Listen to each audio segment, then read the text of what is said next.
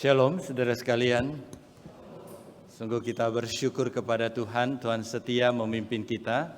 Dan hari ini kita memasuki minggu pertama dari bulan Maret, menunjukkan Tuhan baik dan memberkati. Hari ini kita akan belajar satu tema terkait dengan kekudusan rumah tangga kita. Dan sebelum kita membaca Alkitab, mari kita berdoa. Tuhan, kami merendahkan hati di hadapan Tuhan. Seperti Maria duduk di bawah kaki Yesus, hati kami siap untuk menerima pengajaran Tuhan. Urapi hamba-Mu, urapi setiap saudara-saudari kami yang mendengarkan. Demi nama Tuhan Yesus kami berdoa. Amin. Kita baca dua bagian Alkitab. Yang pertama di dalam 2 Samuel pasal 11, ayat 2 sampai kepada ayat keempat. 2 Samuel pasal 11, ayat kedua sampai kepada ayat keempat. Kalau sudah mendapatkan bagian ini, saya akan bacakan untuk saudara sekalian. 2 Samuel pasal ke-11 ayat kedua. Alkitab berkata, sekali peristiwa pada waktu petang, Daud bangun dari tempat pembaringannya, lalu berjalan-jalan di atas sotoh istana. Ia melihat dari atas sotoh itu seorang perempuan sedang mandi. Perempuan itu sangat molek. Daud mengirim orang untuk mencari tahu tentang perempuan itu. Lalu kata orang itu, bukankah dia Batsheba binti Eliam, istri Uriah orang Het? Sesudah itu Daud menyuruh orang mengambil dia. Perempuan itu datang kepadanya dan Daud meniduri dia. Adapun perempuan itu baru membersihkan diri dari kenajisannya. Kemudian pulanglah perempuan itu ke rumahnya. Kemudian yang bagian kedua di dalam Amsal pasal 6. Amsal pasal 6 ayat 27 sampai kepada ayat ke-29. Amsal pasal ke-6 ayat 27 sampai 29. Sekali lagi saya bacakan untuk saudara sekalian, Amsal 6 ayat 27. Dapatkah orang membawa api di pangkuannya dan tidak terbakar pakaiannya? Atau dapatkah orang berjalan di atas bara dan tidak hangus kakinya? Demikian juga orang yang menghampiri istri sesamanya, tak seorang pun yang menjamahnya luput dari hukuman. Sampai di sini kita membaca Alkitab. Saudara sekalian, dalam kebaktian pemberkatan nikah, saya sering menggunakan ilustrasi ini. Pernikahan atau keluarga adalah seperti sebuah taman bunga yang indah yang Allah titipkan untuk dirawat oleh suami dan istri. Namun seiring dengan perjalanan waktu, taman ini bisa rusak. Nah, jika taman ini rusak, jangan khawatir. Kita boleh bawa kembali kepada Tuhan. Karena serusak apapun taman kita, seburuk apapun taman kita, Allah sanggup dan Allah mau memperbaikinya. Karena tujuan Allah memberikan taman ini adalah indah. Tuhan ingin kita menikmati keluarga kita sebagai tempat yang indah dan bahagia. Nah, saudara sekalian, ilustrasi di atas mengingatkan kita bahwa kita itu perlu menjaga keluarga kita. Kita perlu menjaga pernikahan kita supaya tidak rusak. Sama seperti setiap taman mungkin rusak. Demikian juga setiap keluarga, semua pernikahan bisa rusak karena berbagai alasan. Tidak ada keluarga yang imun, tidak ada keluarga yang tidak bisa rusak di dalam dunia ini. Tidak ada pernikahan yang tidak bisa dicemari. Semua memiliki kemungkinan untuk rusak, kemungkinan untuk dihancurkan oleh dosa. Oleh sebab itu, saudara sekalian, kita perlu berhati-hati supaya keluarga kita tidak rusak. Namun dalam kehidupan sehari-hari, saudara sekalian, saya menemukan ada fenomena yang lebih parah, yang saya sebut orang sengaja merusak taman keluarganya. Tamannya yang indah sengaja dirusaknya. Dan kalau saya pakai bahasa Amsal pada hari ini, mereka membakar taman keluarganya. Saudara, konsep Amsal pasal 6 konteksnya adalah bahwa orang harus menjaga kekudusan pernikahannya. Orang harus setia kepada pernikahannya. Penulis Amsal mengatakan, barang siapa tidak menjaga kekudusan pernikahan, dia sama seperti membawa api dalam pangkuan. Kalau orang membawa api dalam pangkuan, tidak mungkin pakaiannya tidak terbakar. Artinya, kalau saya ilustrasikan jubah ini sebagai pangkuan, maka saya masukkan api di dalam jubah saya. Dan ketika saya bawa jubah dengan api yang ada di dalam, tidak mungkin baju saya tidak terbakar.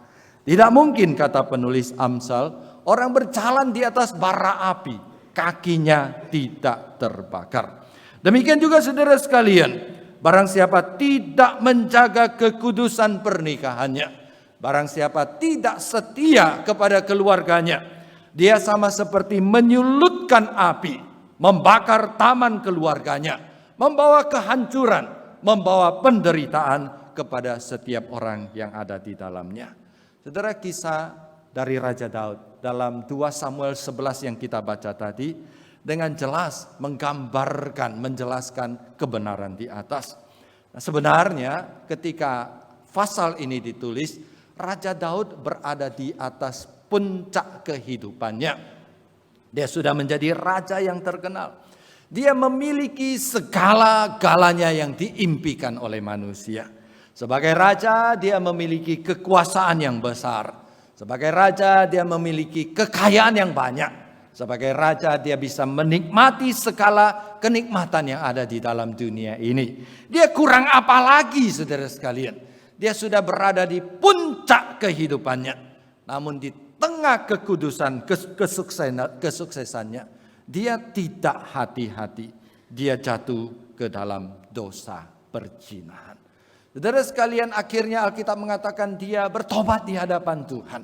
Tuhan mengampuni dosanya. Tapi saudara sekalian, semua dosa itu ada jejaknya.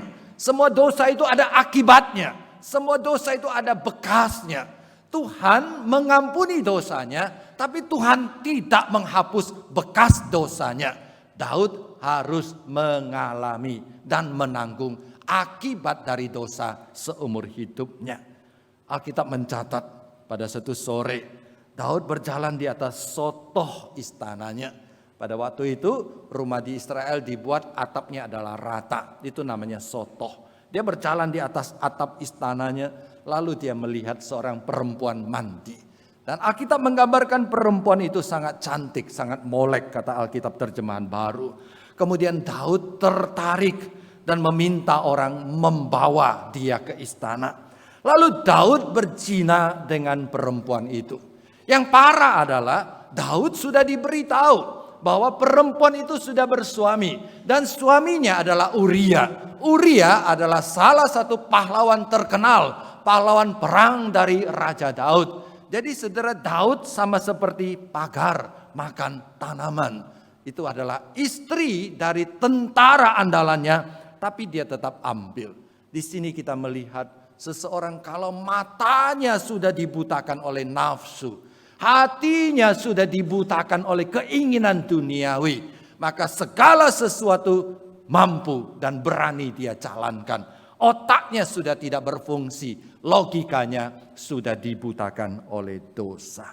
Nah, saudara sekalian, akhirnya Daud berzina dengan Batsheba.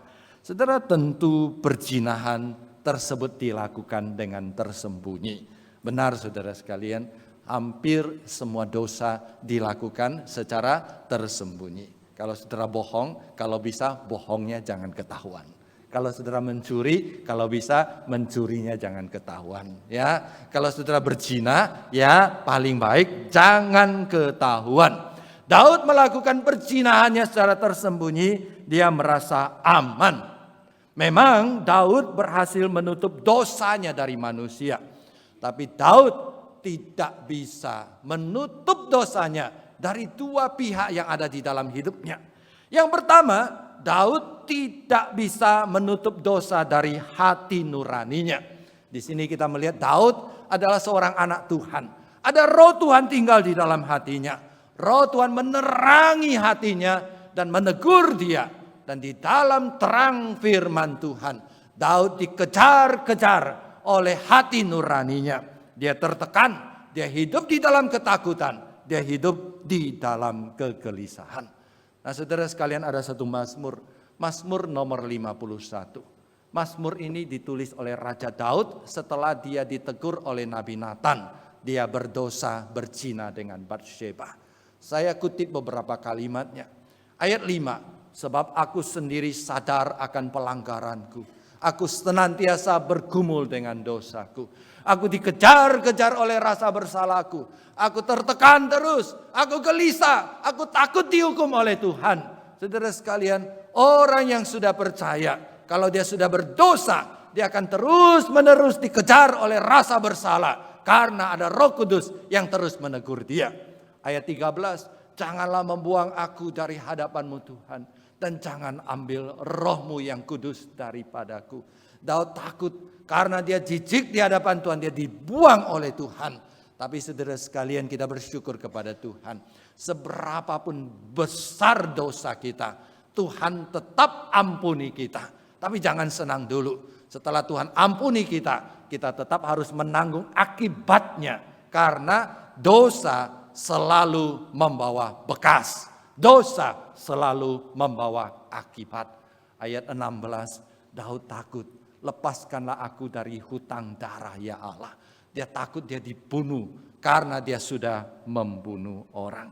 Nah saudara sekalian, dari pengalaman Daud di atas Mazmur 51, kita belajar satu pelajaran rohani. Bagi orang percaya, dosa bukan lagi kenikmatan. Dosa adalah sebuah penyiksaan. Dosa bagi orang percaya adalah sebuah siksaan batin. Mungkin pada waktu orang berdosa, sedang berzina, pornografi, mencuri, menipu, melakukan banyak dosa. Mungkin di tengah-tengah dosa ada kenikmatan. Namun setelah dosa dilakukan, ada kegelisahan dan ketakutan di dalam hatinya. Bukan karena ketahuan, tapi karena ada teguran yang keras dari Roh Kudus di dalam hatinya. Karena itu salah satu ciri utama orang yang sudah diselamatkan adalah kegelisahan setelah berbuat dosa. Selalu ada ketakutan karena dihukum oleh Tuhan. Jadi setelah Anda berdosa, meskipun tidak ada seorang pun yang tahu, Anda takut dan gelisah, sebenarnya itu tanda yang baik. Karena Roh Kudus menuntun, menerangi hati nurani saudara, menegur saudara, membuat saudara gelisah, tidak tenang, dan ingin cepat-cepat bertobat di hadapan Tuhan. Namun saudara sekalian, dalam kehidupan sehari-hari saya kadang-kadang menemukan banyak orang yang sudah percaya, tapi hati nuraninya ada sebagian sudah tumpul, sudah baal, dan sudah tidak mempan kepada teguran Roh Kudus lagi. Itu yang dinamakan memadamkan gerakan Roh Kudus. Itu yang dinamakan mendukakan Roh Kudus. Ada orang berdosa, pada awal dia berdosa, dia ditegur, dia mempan. Tapi lama-lama dia berdosa, dosa itu diulang terus. Lama-lama ditegur terus, sudah tidak mempan. Saya kasih contoh yang sangat sederhana. Kalau orang pertama kali berbohong, maka hatinya pasti deg-degan saudara sekalian ya. Kalau orang pertama berbohong. Tapi setelah dia berbohong beberapa kali, ya jadi karena dia masih amatir dalam berbohong, dia deg-degan ya. Beberapa kali sudah lumayan mahir, deg-degannya berkurang saudara sekalian. Kalau dia sudah terbiasa berbohong, dia sudah profesional berbohong, maka dia berbohong, dia tidak deg-degan lagi. Matanya, mukanya sama sekali tidak menunjukkan ada perubahan apapun juga. Yang celaka, ya terakhir kebalikannya. Kalau dia tidak berbohong, dia deg-degan saudara sekalian.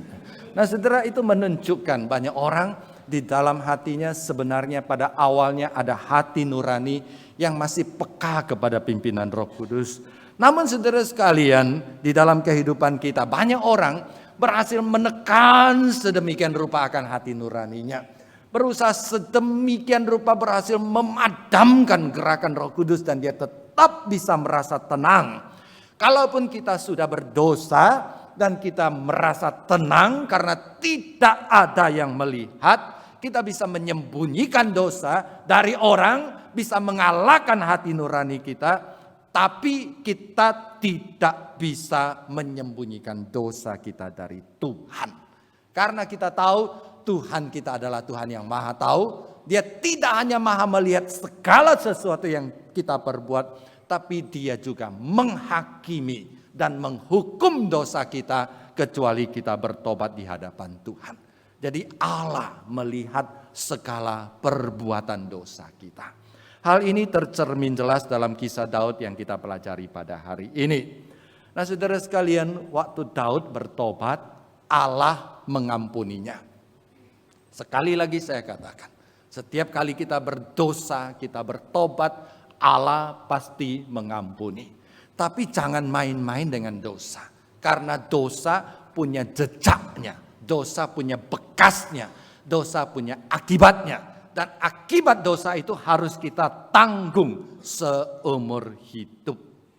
Alkitab mencatat, setelah Daud bertobat di hadapan Tuhan, jejak dosanya mengikuti dia seumur hidupnya.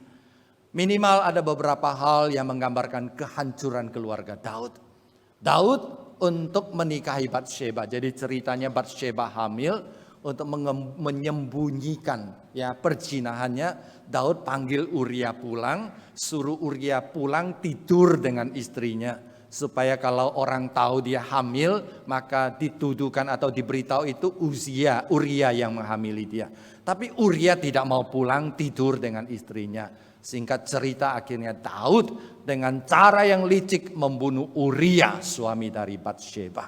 Dan pada waktu itu Allah menghukum. Ada 4 anak Daud mati dengan cara yang tidak wajar. Anak pertama, anak perzinahan dengan Batsheba, meninggal beberapa waktu setelah dilahirkan. Anak sulungnya bernama Amnon dibunuh oleh saudara tirinya Absalom karena memperkosa adiknya Absalom. Anak ketiga Absalom mati dibunuh oleh anak buah Daud karena memberontak dan ingin membunuh Daud. Anak keempat Adonia, anak keempat dia dibunuh oleh Raja Salomo karena perebutan kekuasaan. Anak pertama, ketiga, dan keempat mati dengan cara yang tidak wajar. Saudara pasti bertanya, anak kedua kemana saudara sekalian ya? Anak kedua namanya Daniel. Tidak ada cerita Alkitab tentang Daniel di dalam Alkitab tentang Daniel yang satu, yaitu anaknya Daud ini. Kemudian kita lihat lagi kekacauan di dalam relasi keluarga Daud. Amnon memperkosa Tamar adik tirinya. Absalom mengadakan kudeta dan ingin membunuh ayahnya yaitu Daud. Absalom memperkosa selir-selir Daud di depan umum. Kemudian anak-anak Daud saling membunuh karena perebutan tahta kekuasaan. Saudara sekalian, semua catatan di atas memberikan satu peringatan yang keras kepada kita. Bahwa di dalam dunia ini tidak ada dosa yang gratis. Semua dosa pasti ada harga dan semua dosa pasti ada hukumannya. Iblis memang licik. Iblis suka menipu manusia dan berkata, lakukan ini, lakukan itu. Ini gratis, tidak ada yang tahu. Asal kamu jangan cerita, tidak ada yang tahu. Kamu sendiri saja tidak merugikan siapa-siapa. Saudara sekalian, di hadapan Tuhan namanya dosa tetap dosa. Diketahui tidak diketahui tetap dosa. Dan semua dosa itu ada akibatnya. Sekali lagi, tidak ada dosa gratis. Semua dosa ada harganya dan ada akibatnya. Memang benar saudara sekalian, saat kita menyesal, saat kita meminta ampun kepada Tuhan, kita bertobat, Tuhan ampuni. Pengampunan Tuhan itu pertama akan menenangkan hati nurani kita. Sehingga kita sudah mengaku di hadapan Tuhan. Hati nurani kita bisa tenang.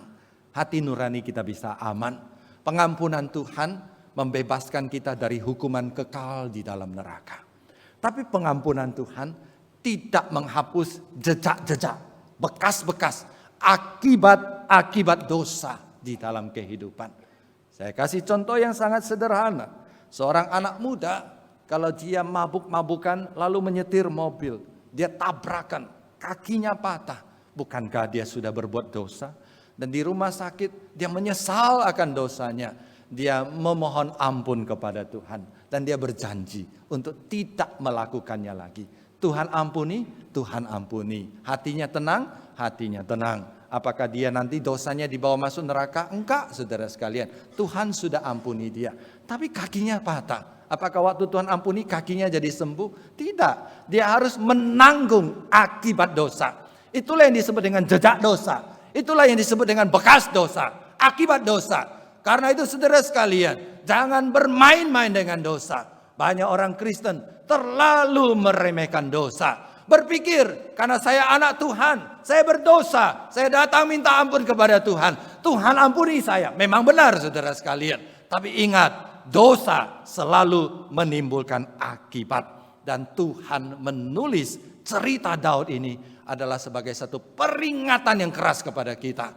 Supaya jangan bermain-main dengan dosa. Saudara sekalian, kembali kepada konteks khotbah pada hari ini.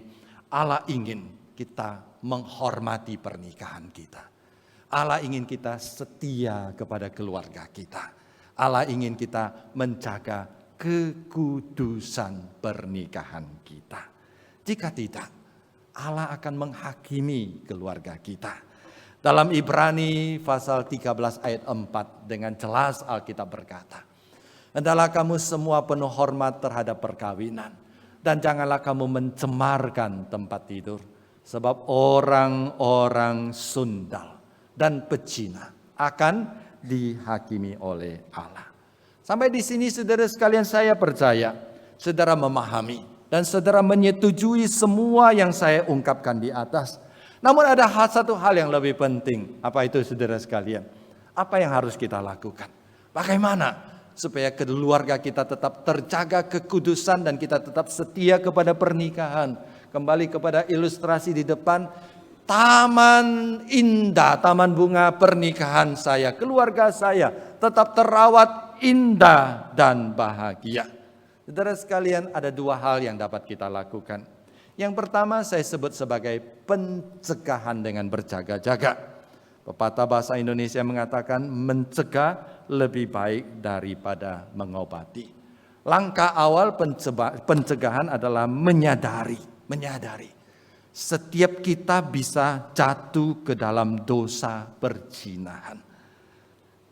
Mengakui setiap kita punya potensi mengkhianati pernikahan kita. Setiap kita punya potensi mencemari keluarga kita. Setiap kita, tidak peduli usia berapa. Wah, ada orang berpikir itu sudah tua, nggak mungkin berzina. Siapa bilang saudara sekalian, ya itu masih anak muda, masih punya banyak cita-cita, nggak mungkin berselingkuh. Siapa bilang saudara sekalian? Tidak pandang usia, tidak pandang pekerjaan saudara sekalian.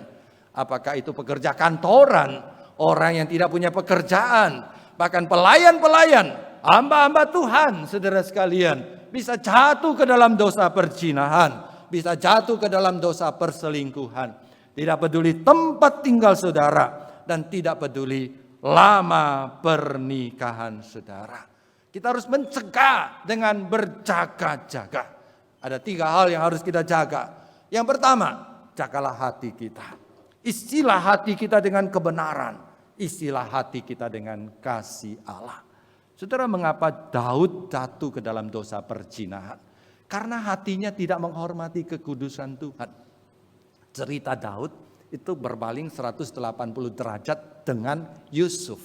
Daud lihat orang mandi, lalu dia cari dosa, dia bawa dosa ke rumahnya.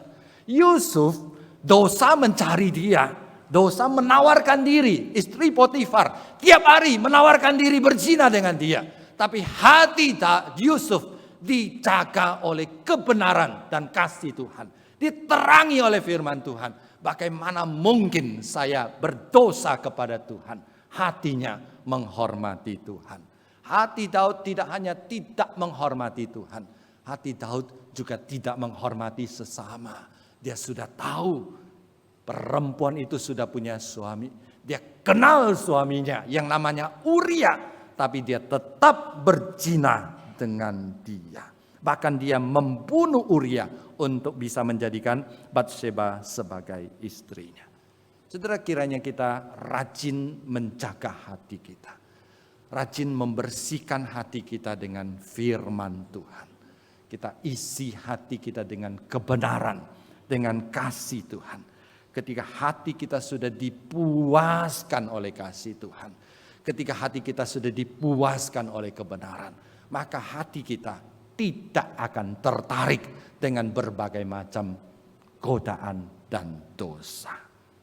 Yang kedua, kita tidak hanya menjaga hati, kita perlu menjaga pasangan kita. Kita perlu menjaga keluarga kita. Kita perlu saling mengingatkan. Kita perlu saling menegur. Dan kita perlu saling mencukupkan. Dalam hal ini saudara sekalian, saya berkata, bagi suami-suami, berbahagialah kamu kalau punya istri yang galak. Karena dia akan menjaga kamu supaya tidak jatuh ke dalam dosa. Hai suami istri-istri, berbahagialah kamu kalau punya suami yang galak. Karena dia menjaga kamu supaya tidak jatuh ke dalam dosa. Suami dan istri harus saling menjaga, saling menegur, saling mencukupkan kebutuhan. Baik kebutuhan materi maupun kebutuhan non-materi. Saudara, dalam konteks gereja, saya kira ini juga berlaku. Mari kita saling menegur, mari kita saling menjaga, mari kita saling mengingatkan, mari kita saling merawat. Kita bukan mendiamkan. Sayang sekali di dalam gereja kita jarang menemukan orang yang berani menegur kita. Kalau orang melihat kita bersalah, dia paling-paling ngomong di belakang, gosipin di belakang. Jangan demikian saudara sekalian. Kalau kita mengasihi, mari kita ungkapkan dengan kasih, berikan teguran. Di pihak lain kalau kita ditegur, ya jangan membela diri. Kalau salah, ya harus bertobat. Kalau tidak salah, ucapkan terima kasih. Itu menunjukkan dia memperhatikan kita. Komunitas keluarga, komunitas gereja. Yang ketiga saudara sekalian, menjaga diri, menjaga relasi. Khususnya dengan lawan jenis. Saudara, perselingkuhan, perzinahan selalu dimulai dengan hati yang menyukai lawan jenis. Artinya lawan jenis itu bukan pasangan kita. Biasanya dimulai dengan menghabiskan waktu bersama, sharing, chatting, cerita, perjalanan bersama. Bahkan bisa saja pelayanan bersama. Oleh sebab itu ahli pernikahan itu selalu mengingatkan, ya kalau kamu punya masalah keluarga, jangan ceritakan itu kepada lawan jenis yang tidak ada hubungan saudara dengan kamu. Ya, jadi kalau punya masalah pribadi, apalagi ceritakan masalah pasangan kita kepada lawan jenis. Saudara sekalian, kalau lawan jenis kita suami punya masalah dengan istrinya, cerita dengan lawan jenis seorang perempuan. Dan perempuan itu adalah mamanya, itu boleh saudara sekalian ya. Itu lawan jenis yang ada hubungan saudara ya. Ya, dengan kakaknya boleh saudara sekalian ya. Tapi dengan rekan kerja yang tidak ada hubungan saudara. Saudara, biasa dari sanalah perselingkuhan, benih-benihnya mulai bersemi. Chatting, perjalanan bersama. Benih perselingkuhan bisa terjadi di mana saja. Di tempat kerja, di perjalanan, di media sosial. Ada satu pendeta, akhirnya dia harus dipecat dari gerejanya. Karena dia berselingkuh dengan jemaat. Mulai dari mana? Mulai dari konseling. Ya, jemaatnya punya masalah. Kemudian dia bawa kepada pendeta, cerita berdua. Dan pendeta juga punya masalah dengan istrinya. Kita cocok katanya ya. Akhirnya berselingkuh. Saudara sekalian, saya percaya. Pada dasarnya tidak ada orang punya niat untuk mengkhianati keluarganya. Nggak ada orang punya niat untuk berselingkuh. Tidak ada orang punya niat untuk mengkhianati pasangannya. Tapi karena tidak hati-hati, masuk perangkap iblis. Dan satu hal yang penting, tidak ada yang menegurnya. Tidak ada yang mengingatkannya. Akhirnya dia jatuh ke dalam dosa perselingkuhan. Jaga hati kita, jaga pasangan kita, dan jaga relasi kita. Itu yang pertama, mencegah. Yang kedua, kita perlu bertobat. Jika saudara sedang dalam dosa perselingkuhan, jika saudara dalam dosa ketidakkudusan, saudara ada jejak-jejak mengkhianati keluarga saudara, atau dosa apapun juga, saudara bertobat. Bertobat adalah obat terbaik untuk dosa kita.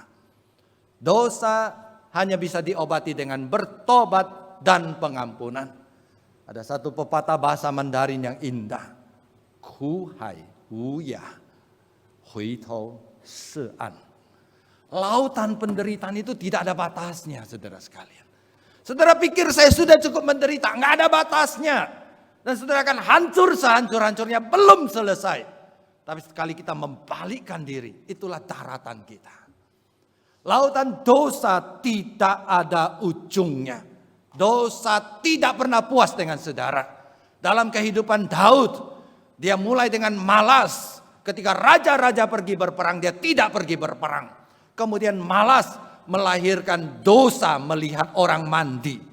Dosa melihat orang mandi melahirkan dosa perzinahan. Dosa perzinahan melahirkan dosa menjebak Uria supaya tidur dengan istrinya. Jebakannya tidak berhasil. Melahirkan dosa pembunuhan. Setelah dosa pembunuhan, apakah selesai? Tidak. Dosa kemudian membuat Daud harus menyembunyikan dosanya dengan membawa Batsheba menjadi istrinya. Saudara sekalian, bukankah Daud seolah-olah berbuat baik? Ini raja yang luar biasa. Ada satu pahlawannya, tentaranya pergi berperang, gugur mati. Dia tanggung jandanya, dibawa lagi ke istana untuk merawat dia. Oh, di mata Tuhan, Daud itu seorang yang hatinya mulia, luar biasa. Kelicikan dosa di dalam hati Daud. Dia bisa menyembunyikan diri, dia bisa menyembunyikan dan menipu seluruh istana. Tapi dia tidak bisa menipu Tuhan. Tuhan tegur dia, Tuhan hukum dia. Saudara sekalian, lautan dosa tidak berujung. Kalau saudara buka hati 1 senti, dia akan minta 1 inci. Kalau saudara buka 1 inci, dia akan buka 1 meter. Kalau saudara buka 1 meter, dia akan minta seluruh hidup saudara. Kalau seluruh hidup saudara sudah dihancurkan oleh dosa, apakah iblis cukup? Dia berkata cukup. Tidak. Dia akan menghancurkan keluargamu. Dia akan menghancurkan gerejamu. Saudara sekalian, karena itu dosa tidak berujung. Saat bertobat, itulah kelepasan. Saudara jangan berlambat-lambat untuk bertobat. Karena semakin lambat kita bertobat, semakin kita tenggelam di dalam dosa. Dan semakin kita tersiksa dan semakin hidup di dalam penderitaan. 1 Yohanes pasal 1 ayat 9 berkata, jika kita mengaku dosa kita, maka Allah setia dan adil. Ia akan mengampuni segala dosa kita dan menyucikan kita dari segala kejahatan. Dan meskipun saya katakan tadi, dia akan tetap menghukum kita. Dia tetap akan membiarkan jejak akibat dosa kita tanggung. Tapi dia berjanji menyertai kita, memberikan kekuatan kepada kita. Sehingga kita memiliki kekuatan untuk melanjutkan kehidupan, mengalahkan segala masalah. Kembali kepada awal khotbah saya, saudara sekalian, saya katakan pernikahan itu adalah seperti sebuah taman bunga. Izinkan saya bertanya kepada saudara, bagaimana kondisi taman bunga pernikahan saudara? Jika taman bunga pernikahan saudara hari ini baik-baik saja, saya bersyukur untuk keluarga saudara. Saudara, inilah kehendak Allah. Tapi jika taman Anda sedang bermasalah, sudah rusak, sudah tidak indah lagi, saya beritahu itu bukan kehendak Tuhan. Tuhan ingin taman saudara indah. Tuhan ingin saudara menikmatinya. Bawalah kembali kepada Tuhan. Secepatnya bawalah kembali kepada Tuhan. Tuhan mampu dan Tuhan mau memperbaikinya. Dan Tuhan akan menjadikan indah kembali. Bahkan saudara sekalian, seperti saya katakan di atas, dosa menimbulkan akibat. Saat ini mungkin Anda merasa dan sedang menjalani penghukuman, penghakiman. Karena akibat dosa saudara. Itu pun saudara sekalian jangan takut, kembalilah kepada Tuhan. Saya gambarkan mungkin taman Anda seperti sedang terbakar, sedang hancur-hancuran. Kembalilah kepada Tuhan, bersandarlah kepada Tuhan. Yakinlah Tuhan menghukum kita, Tuhan memukul kita karena Dia mengasihi kita supaya kita kembali ke jalan yang benar. Tuhan tidak pernah punya niat membinasakan kita. Dia menghukum kita, menghakimi kita supaya kita bertobat dan kembali ke jalan yang benar. Ingat, semakin jauh kita berlari, semakin kita tenggelam di dalam dosa. Dan semakin kita akan tenggelam di dalam penderitaan.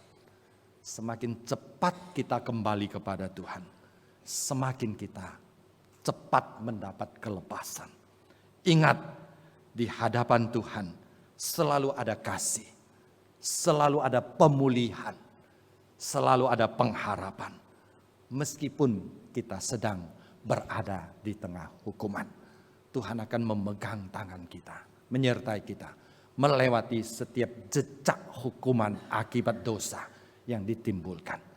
Tuhan menolong kita. Mari kita berdoa.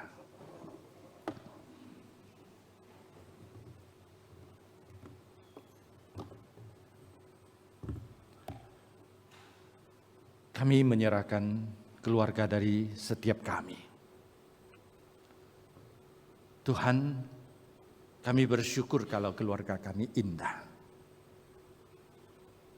Tapi kalau keluarga kami sedang bergumul seperti taman yang sedang terbakar, ampuni kami Tuhan, karena itu kelalaian kami. Dan berikan keberanian kepada kami untuk berbalik kembali kepada Engkau. Menyerahkan kembali taman itu yang Engkau titipkan. Dan kami percaya Engkau sanggup menjadikannya indah kembali.